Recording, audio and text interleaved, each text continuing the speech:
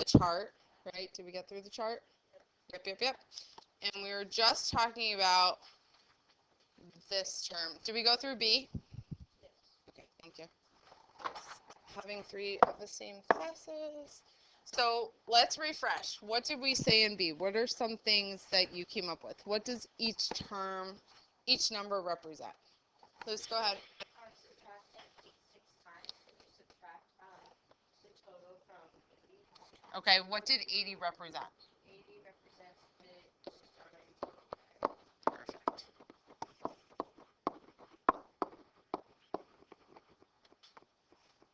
The starting area, okay? And then you're subtracting 8 6 times, and then you take that from 80. Good. Excellent. So an explicit rule just means this is where the equation part comes in. Finally, we are here, okay? So if I was to plot our original points, so we had 72, 64, then what came next? Then? 48. What type of equation do I have here? Can we see? Arithmetic, right? What would that resemble in terms of a graph? If I had to plot these points, because it's not an equation yet. A linear equation, right? Okay. So, for an explicit rule, how can we write it? We have k of n. Think of y equals mx plus b. Think of that. Think of y equals mx plus b. How would you write an equation to represent that sequence? Jot it down if you know. Jot it down.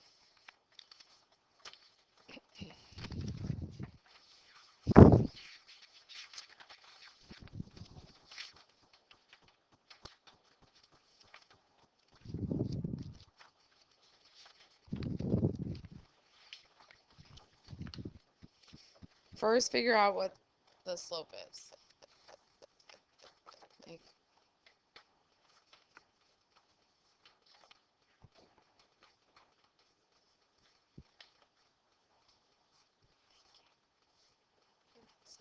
lovely children.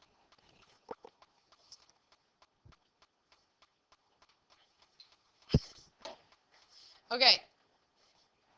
Where do we start? What's our starting value?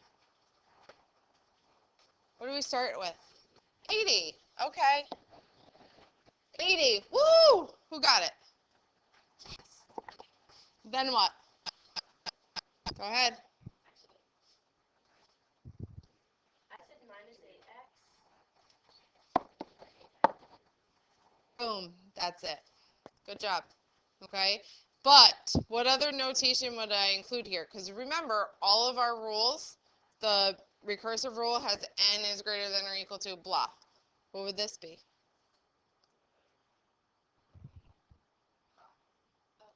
Yeah. Go ahead. What were you going to say? Okay. Okay. Hey. Yep. N is greater than or equal to 0. Yeah. Why is it in like some equations? 2 and 1 and okay. So the recursive rule that we've seen, okay, has always been you're starting with term 1. Because technically a sequence can't start anything less than 1. So that's why the n is greater than or equal to 2.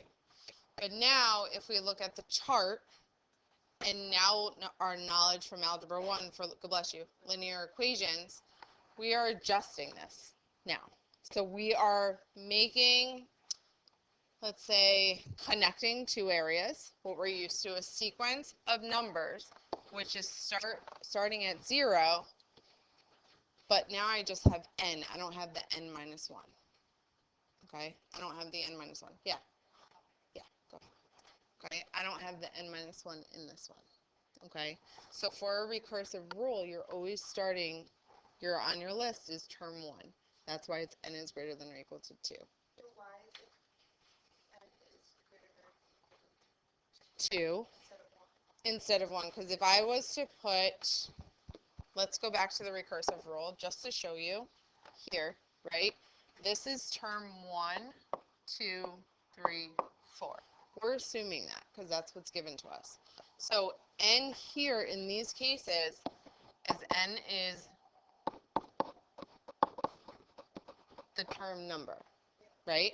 So that's why I say greater than or equal to 2, because 2 minus 1 gives you what? 1. Now, if we look at something different, a real life situation, let's just say, we're starting at 0, okay? So if I wanted to write a recursive rule for this, we would have a of 0 is equal to 80, okay? Then we would have a of n equals a of n minus 1 minus 8. However, n is greater than or equal to 1. Because if I plug in 1 here, we get term 0. Okay? What you're going to see today is how this makes sense. There's an actual formula that we will get to. Okay? Yeah, great question. So from here, if you look at the two cutting paper ones, Claire, I think, was the first one on the previous page, and we have Karen here. Which one would be larger, K6 or C6? Jot it down if you know. Okay, K6 or C6. Remember, K6 is an arithmetic sequence, right? What was Claire's? Geometric, right? Okay, keep that in mind as you're going through it.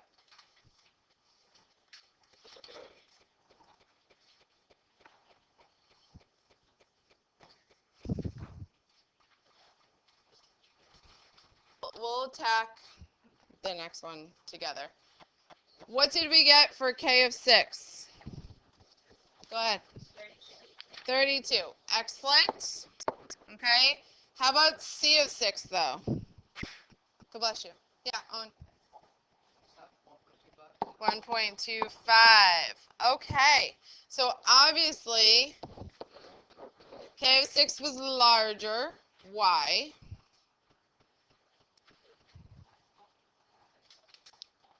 Yes. Because, like, if Aaron, or usually when arithmetic, if this same amount of terms as a geometric, usually, geometric would be larger because on a graph it would go like all the way skyrocket opposed to the linear arithmetic straight line. Great. So we're either increasing very quickly or decreasing very quickly, right? Arithmetic is just decreasing by the same amount each time. So it takes a slower amount of time to get there, right? Okay, so I want you to keep that in mind. Arithmetic is by the same value each time, even though for geometric it has the same common ratio, it's happening faster, okay? It's happening faster, as you compare to some of the graphs we've seen already, all right? Now we have a cake. Of course, it's food when we're all starving right now. But anyway, a large cake is in the room. The first person comes and takes off a third of the cake. Then a second person takes off another third of what's left. The third person takes 1/3 of what is left, and so on. Okay? So, complete the table for C of n, the fraction of the cake that is left after n people take some. So, what are we starting with? No one cuts this cake. What do we got? Just one, right? Okay. Then after one person, we have 2/3 left. Okay. So you and your partner, okay, or even if you don't have partners, you could join a group. Okay. What will we do? What would happen to fill out the rest of this chart? Okay. Go ahead. I'll give you about 2 minutes. Let's try to figure something out. Yeah. What? You did?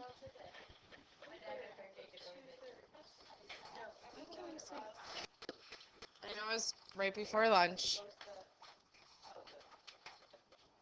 What did we come up with on the chart? What do we have? All right, Luke. 4 nines, 8 27s, and 16 81st. Good. Okay. Now, who could explain or who got the same thing and tell me why?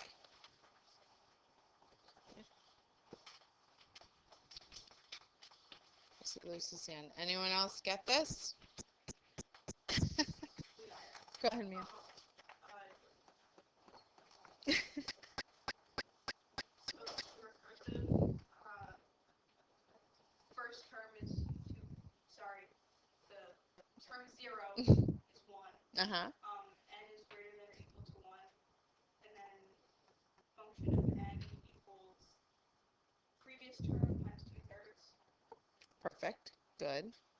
So where did that, and this could go for everybody, where does that 2/3 come from? Like, why are we multiplying by 2/3 every time? Go ahead, Jonah.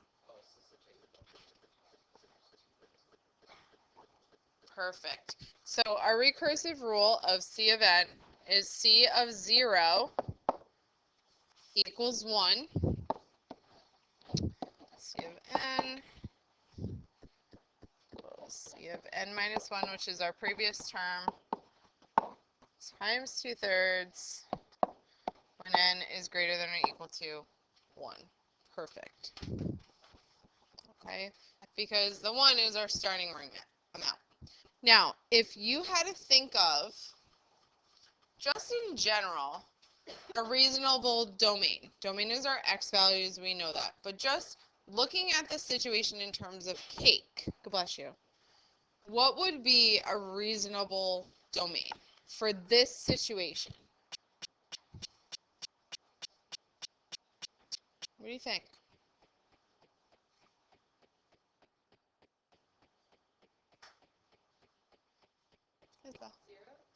Zero to what? Because remember, domain is a range of number.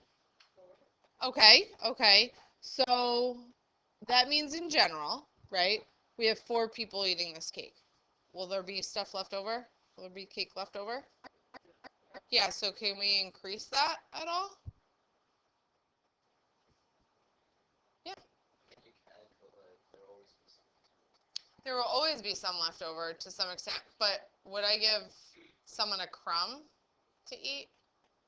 Maybe when we're hungry right before lunch, probably that would suffice. But a little crumb here and there and a half a crumb. No, right? So what would be like a reasonable domain? What can we think of?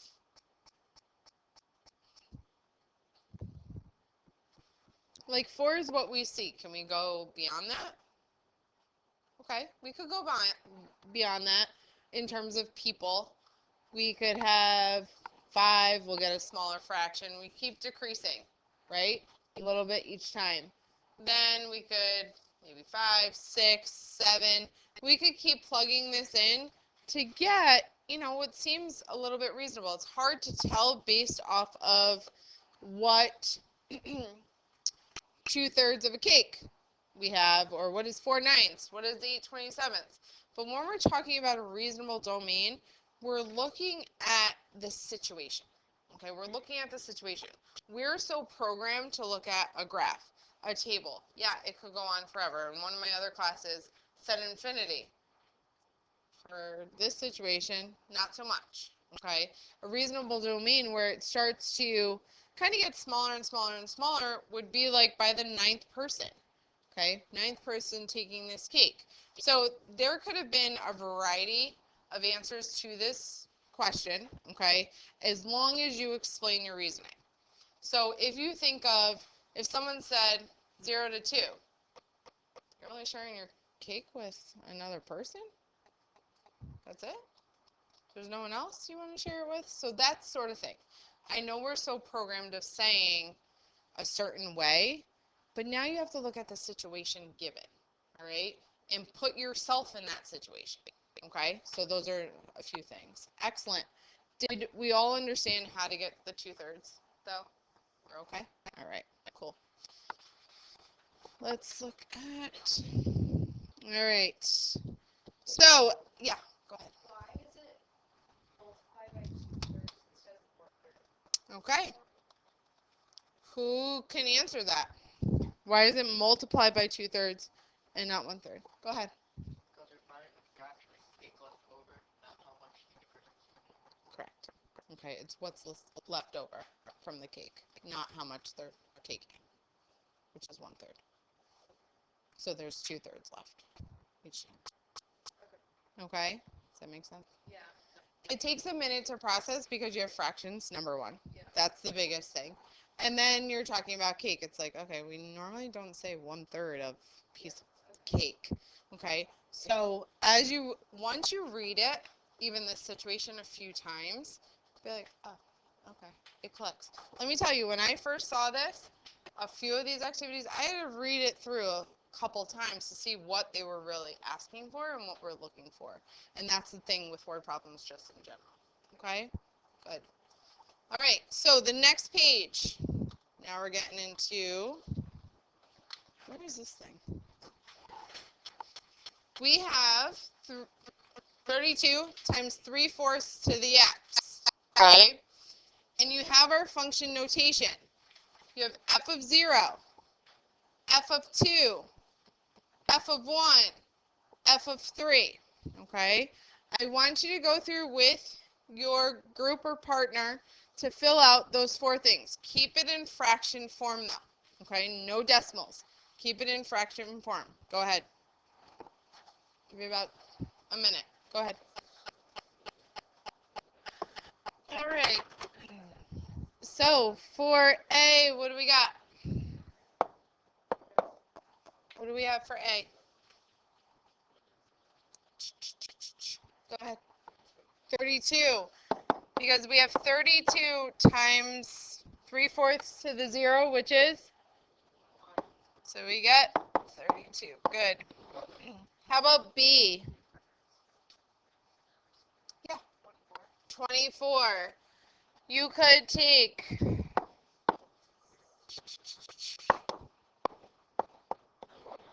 simplify fractions instead of multiplying 32 times 3, then divide by 4. This is over 1, so you could just multiply across. However, when you have an exponent greater than 1, you have to do 32, 3 squared over 4 squared. The exponent goes to both. 32, 9 over 16. What do we end up getting? 18. 2 times 9. All right. And then f of 3, same thing. 27 over what? 64.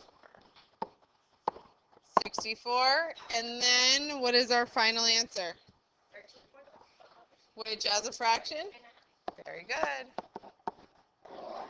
Okay. 27 over 2. Okay. So with exponents, okay, when you have a fraction raised to a power, it goes to the numerator and the denominator. Okay. So you could, in some cases, however, this unit, we are using a calculator. When we get further on, you won't, okay, have that calculator. We just have to know the properties. Alrighty, here we go, a new term that we actually already started talking about.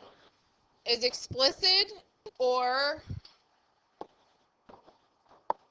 nth rule? Yep. Okay, so first, we're going to look at number 1, which is determining a recursive definition for the sequence. Okay, so recursive has to deal with what? What are you finding when you have the recursive formula? What do you need? Yeah. The previous term. So, our recursive definition, we start with a of 1 equals 24.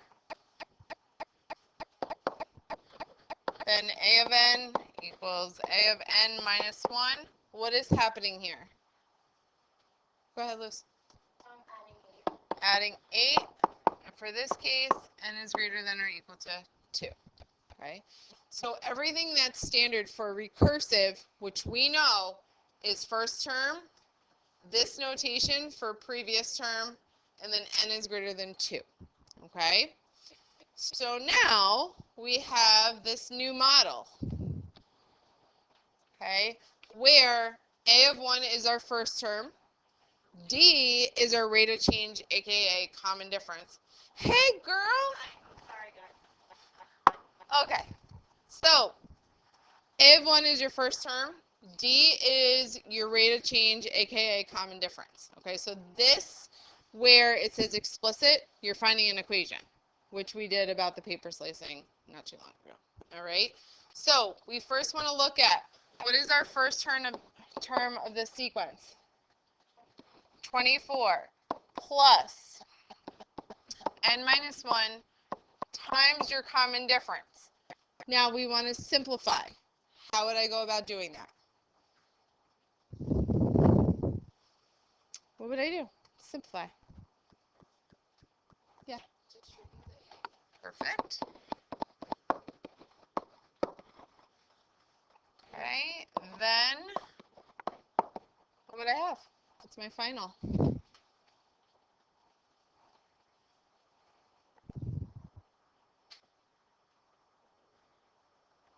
Mia? Good. So I will either one, if you did this, or 16 plus 8n, both of them work. Okay, they're the same. So for here,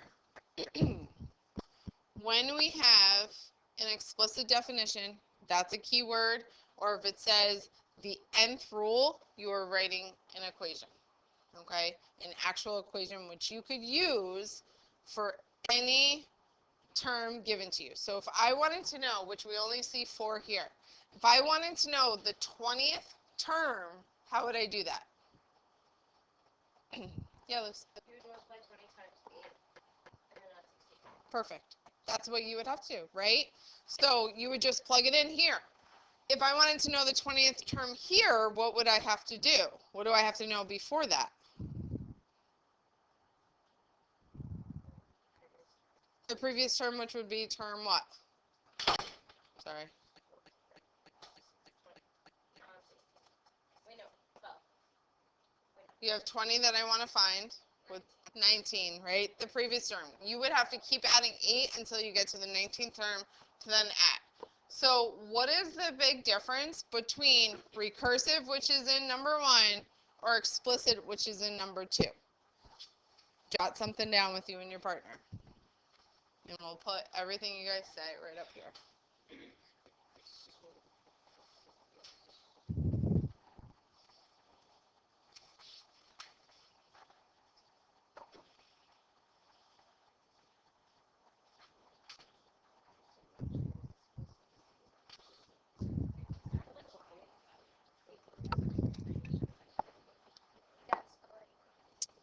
All right. What's some differences? What do we got? What are we thinking? Isabel. I think explicit is and recursive is or it's clear. Okay. Can you elaborate more in terms of equation? Like what would you say? Like equation, you can like put something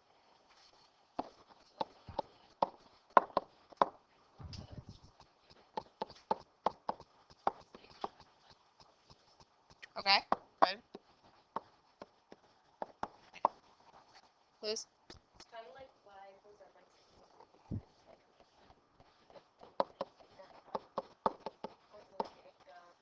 Like setup Mm-hmm. and like plugging it in too. Good. So you just like plugging in a number. You can put it in the x spot. Perfect. Right? So we could evaluate right away. Doesn't matter. We could just plug in any n value and we will get a specific y value or an output. What's so different with recursive though? Yeah, man. recursive means for the previous term. Yep.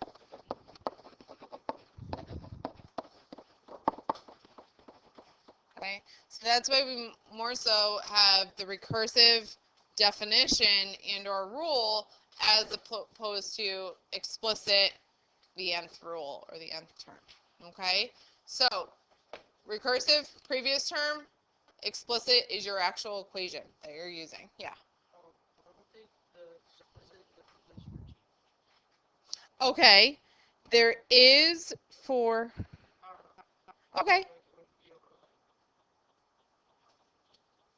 don't know. Oh, maybe it's like square root. Not so square root. But I want you to think about it because you're onto something. Explicit just in general means an equation or rule, right? For geometric, we're going to see, we actually saw one already in terms of, who was it? Claire, paper cutting, was 80 times, what was it? A half to the n, right? That's an explicit rule, which we're going to get to very soon, okay? So right now with your partner, I want you to try 1, 2, and 3, okay? You're creating a recursive definition, then you're coming up with an explicit rule or equation. All right, go ahead. I'll give you about 2 minutes. So, looking at our recursive rule, you start with your first term, which is 2/5, okay? Then you have your rule, the previous term minus 1/5, okay? When n is greater than or equal to 2. Right? That is your recursive definition no matter what. Now we get to your explicit rule, or explicit definition. You start with your first term, n minus 1 times your common difference, which is negative 1/5. Distribute the negative 1/5 all the way through. 2/5 minus 1/5 n plus 1/5. Combine like terms, and this is what you got. How many of you did get that? Ooh. Did. Okay. Not a lot of hands. Why? You're lost? Okay. Lost at what part? Number 2. Okay. So this definition, you're just really using what you found from the recursive rule. So we have our first term, which is plugged in here, which is 2/5, plus n minus 1, that's just part of the model, and then your common difference, which is negative 1/5.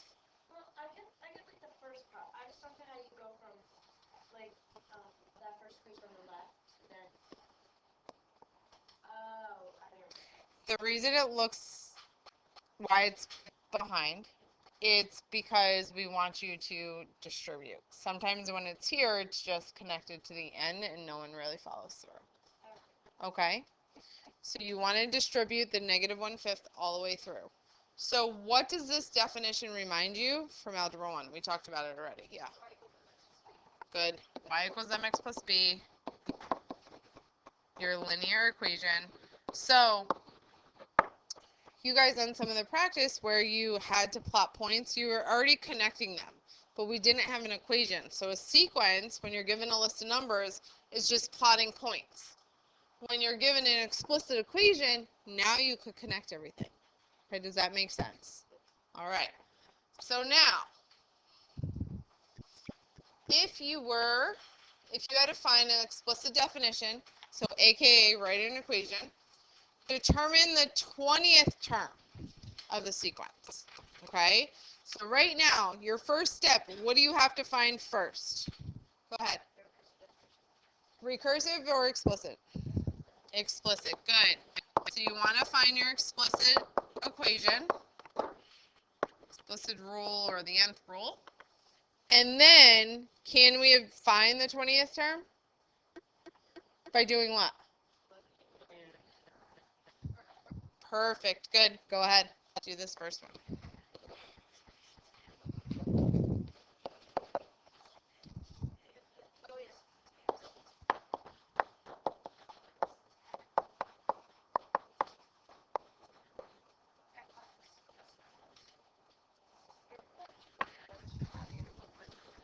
A of n equals 10 plus n minus 1 times negative 7, right? So 10 minus negative 7 plus 7, when you combine, your rule is negative 7n plus 17. Okay? So now, and I'm going to show you a different way of what you were getting at. If you didn't do this, right, that's your simplified version. This could also, you'll see, can be the explicit rule. If you put 20 in here, you will still get the same answer. 20 minus 1 to get 19 times this times that. So what was the 20th term? What did we get? Excellent. Okay. You guys are a green packet. The second green packet, finish the rest. Okay? Remember, explicit equals nth term. Okay? Have an awesome week.